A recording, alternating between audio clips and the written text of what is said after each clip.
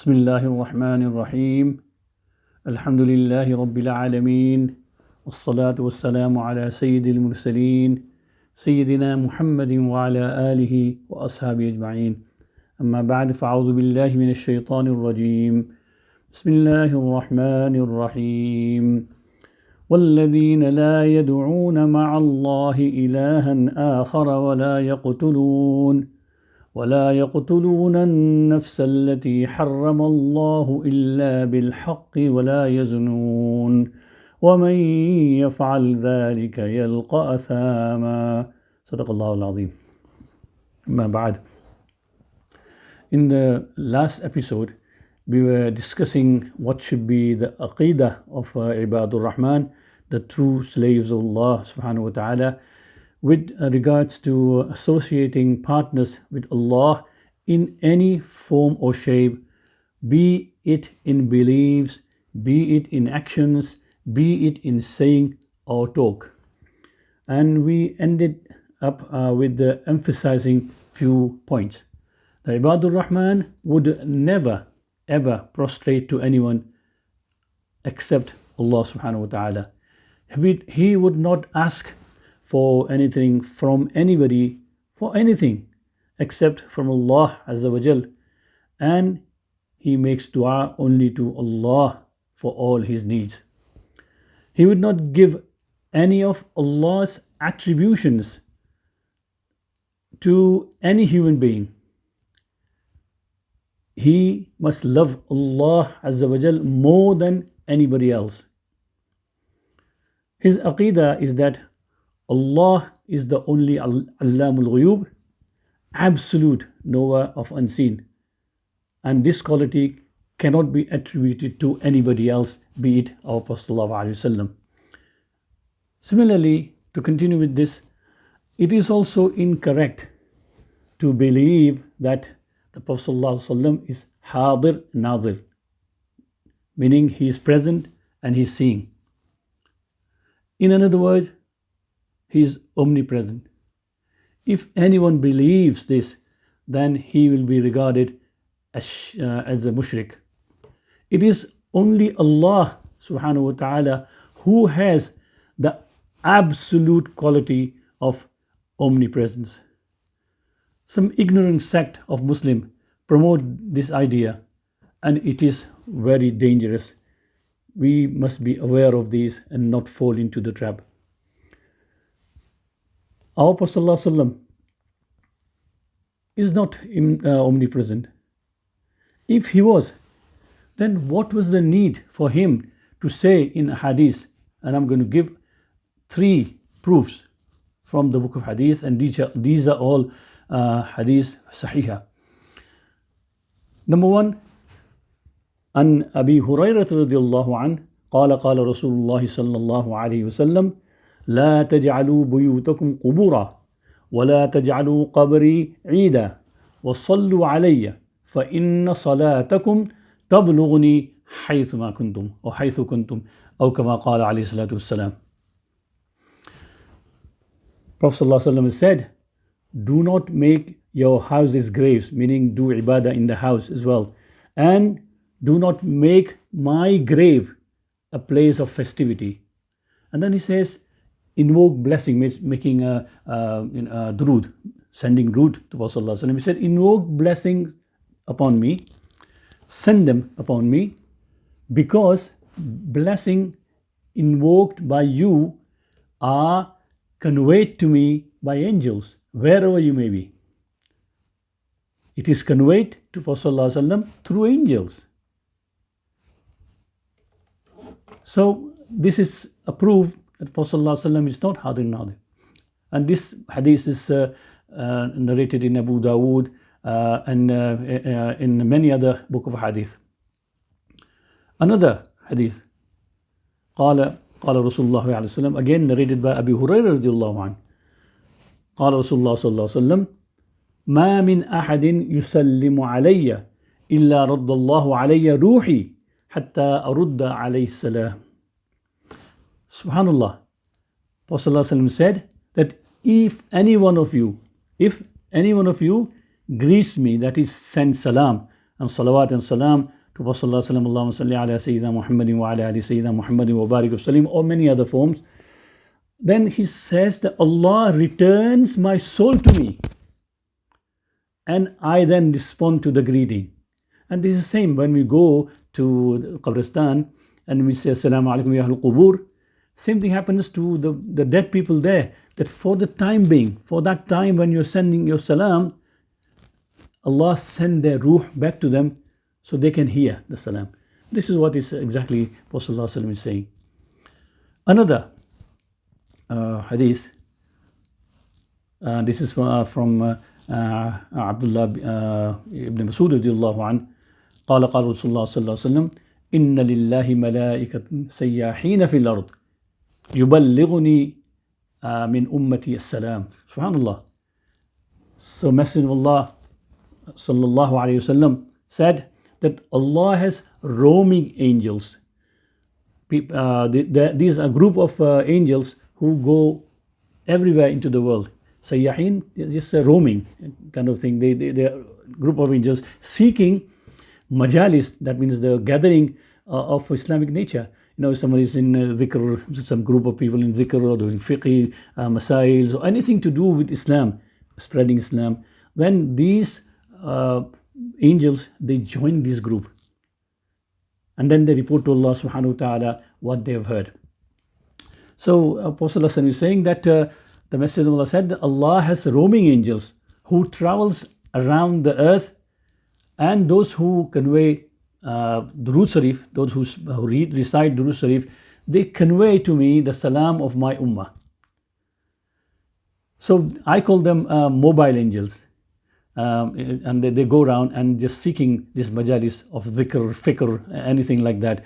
And this hadith narrated by Nasai, Imam Nasai, and also Imam Tabari has reported in his book. So these are the hadiths which point to the fact that Prophet ﷺ is not Hadir and Nadir. So our aqidah is that only Allah subhanahu wa ta'ala is omnipresent and nobody else. Now let's have a look at some other forms of shirk and beliefs. Fuqaha said that to make fun of Allah subhanahu wa ta'ala or his religion is a major sin.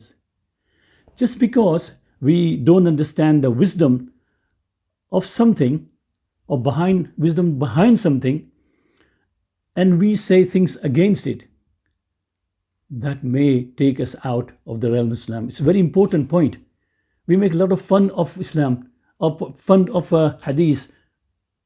This is wrong, very, very wrong. People who are involved in ridiculing Allah's rulings, you know, the command which Allah subhanahu wa ta'ala has sent down in the Qur'an and through Prophet sallallahu alaihi wasallam, his laws, and these people go and they want to revoke those laws. They want not to obey those rules and regulations in order to make laws against it, or something which is in their whims and desire. They desire something and they want to rule on something, so they go against Quran and Sunnah. This is also regarded as major shirk. And this is shirk in action, because one thinks, na'udhu billah, that he's more knowledgeable and more clever than Allah subhanahu wa ta'ala. May Allah prevent us from this kind of action. So we should not be joking anything about which we don't understand about Islam. Among the major sins or major shirk is also to believe in the sign of zodiac, for example, and believe in it in totality, and then some people even worship. Let me narrate to you an incident in a hadith Qudsi narrated by Imam Bukhari in his book. And Zayd bin Khalid al-Juhani radiyallahu an قال صلى لنا رسول الله صلى الله عليه وسلم صلاة الصبح بالهديبية على إثر سماء كانت من الليلة. فلما انصرف النبي صلى الله عليه وسلم أقبل على الناس فقال لهم هل تدرون ماذا قال ربكم؟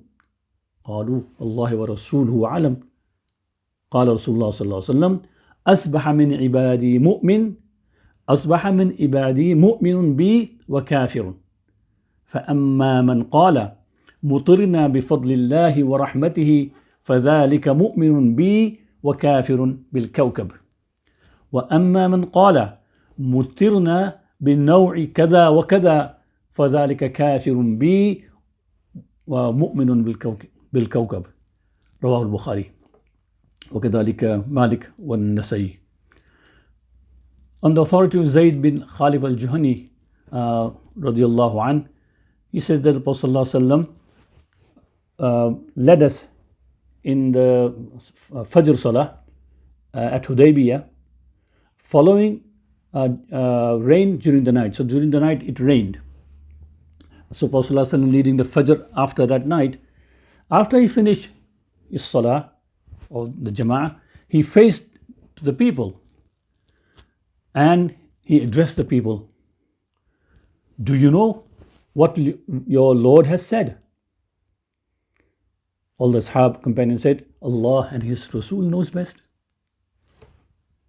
Then Prophet continued. Prophet said, this morning, Allah, that means Allah is saying, this morning one of my servants has become a believer in me and one a disbeliever. Just imagine, these ashab, they are so strong in iman.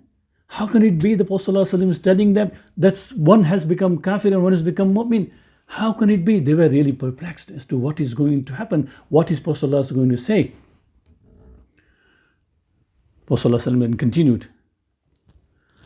That's said, as for him who said, we have been given rain by virtue of Allah and His mercy, that one is a believer in me, a disbeliever in star. And as for him who said, we have been given rain due to the presence of such and such and such a star, that one is a disbeliever in me and a believer in a star. Imagine. In the pre-Islamic times, Arabs believed that rain was brought about by the movement of stars. This hadith draws attention to the fact that whether be whatever be the direct cause of such natural phenomenon is rain, it is Allah Almighty who is the disposer of all those things. It is in His hand to send rain, to send whatever, to send wind. These are all in His control. Allah is the controller, nobody else. So to say that this rain has come because of that star, that you are believing in a star and not believing in Allah subhanahu wa ta'ala, and that is a shirk. That's a major shirk, in fact, to associate partners with Allah subhanahu wa ta'ala. Today, we see Muslims, especially our women, proudly wearing their talismans of the star signs on their necks, and they believe in what fortune is written in the newspaper and magazines and TV and other forms of media. Many of the household, they also hang various things like a metal palm with a kind of circle, turquoise circle, and in the eye in the middle, and to ward off evil, they say. Believing in these is shirk. This is all nonsense. This is also a form of shirk. We should not believe in those things. We rely on Qur'an, as I said in the last episode, that ruqyah, do ruqyah, read Qur'an, and whatever is in Sunnah regarding expelling whatever is worrying us, du'as are there, use that, not this kind of thing. So believe in fortune tellers or palmist and believe in what they say is shirk. Another major shirk is to perform magic, is haram, major shirk. And also to get evil things done by controlling jinns, this is also a major sin. Now let's turn our attention to minor shirk. Do you know what our Apostle ﷺ said? And you know what he was most afraid of for his ummah? Shirk khafi. Shirk khafi means hidden shirk. This is the most dangerous form of shirk, rife in Muslims today. People don't even recognize it as shirk. and they don't even realize what they're doing. According to a hadith related by Imam Ahmad bin Hanbal, rahimahullah, through an authentic snad, chain of hadith, chain of narrations on the authority of Muhammad ibn Labid al-Ansari, radiallahu anh, where shirk khafi is compared by Prophet ﷺ to a blackest ant crawling on a blackest stone in a darkest night. Can anyone see it? No. This is what's happening with shirk khafi, hidden shirk. Please therefore be on your guard. Inshallah.